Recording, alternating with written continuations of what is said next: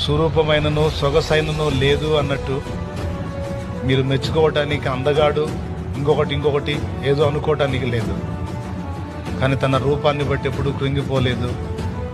కనీసం ఒక్క పర్యాయం కూడా యేసయ్య నన్ను ఎందుకు ఇలా పుట్టించావు అనలేదు. పర్వాలేదన్నా, దేవునికి స్తోత్రం. సువార్త చెప్తావా నైస్? చెప్తావా? ఎంతమంది? 5 నడిపించాడు. అదిగో 5 ఆత్మల్ని రక్షించాడంట. ఒక పక్క సువార్థికుడిగా ఆత్మల రక్షణ కొరకు కష్టపడుతూ,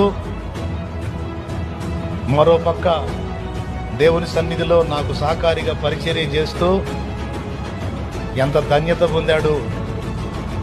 ఈరోజు నేను చెబుతున్నా, ఇంతమంది ఉన్నారు మీలో, పెద్ద పెద్ద ఉద్యోగాలు చేసేవాళ్ళు ఉన్నారు. ఇంతమంది ముందు ఈ ఘనత మీకు మీ జీవితంలో దొరికిద్దా?